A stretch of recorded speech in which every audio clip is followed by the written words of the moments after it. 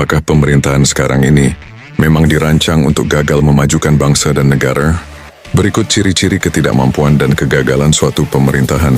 Sangat mudah kok melihatnya. Pertama, dilihat tingkat kemiskinan dan pengangguran yang semakin melonjak naik. Di Indonesia, angka kemiskinan mencapai lebih dari 60%, yang merupakan kedua tertinggi di dunia. Ciri kedua, korupsi tinggi dan semakin membudaya. Angka korupsi di Indonesia sangat tinggi, dan tidak ada tanda-tanda bisa diturunkan, apalagi dihentikan oleh pemerintah saat ini. Ketiga, tidak mampu meningkatkan efisiensi organisasi dan manajemen kepemerintahan. Saat ini struktur organisasi pemerintahan yang terlalu gemuk dan diisi pejabat yang rata-rata tidak kompeten. Akibatnya semakin menghamburkan anggaran karena negara harus menanggung gaji, tunjangan dan fasilitas mereka semua.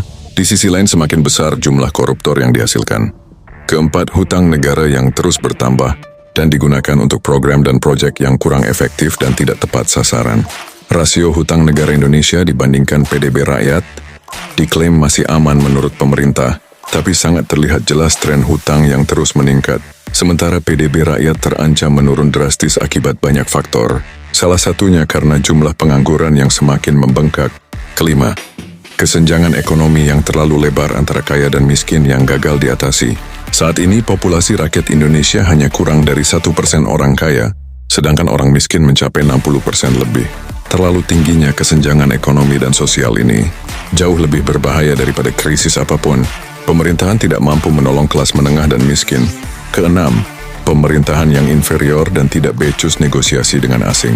Ketika dihadapkan pada negosiasi krusial, baik negosiasi politik ataupun negosiasi ekonomi, pemerintah Indonesia kalah telak terhadap Amerika Serikat dalam hal negosiasi tarif biaya import dan dipaksa membebaskan orang Amerika Serikat leluasa masuk Indonesia. Dalam hal ini bisa dipastikan pengusaha UMKM, petani, peternak Indonesia sedang diumpankan kepada orang-orang Amerika Serikat untuk dihabisi.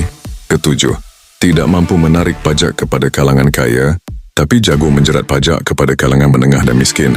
Ketika rakyat mendapatkan uang untuk kebutuhan sehari-hari pasti ditarik pajak, padahal rakyat punya uang pun tak seberapa dibandingkan kalangan kaya yang hartanya mencapai miliaran hingga triliunan rupiah. Kedelapan, tren subsidi menurun ditandai harga pupuk naik, harga BBM sering naik, tarif listrik sering naik, dan sebagainya. Kesembilan, inflasi yang terus merangkak naik, diiringi penurunan nilai tukar mata uangnya. Nilai tukar mata uang rupiah kecenderungannya lebih sering melemah. Pemerintah saat ini diisi oleh kelompok yang hanya berprinsip yang penting asal berkuasa. Urusan becus atau tidaknya ngurus negara itu urusan belakangan. Toh rakyat mudah ditipu kok.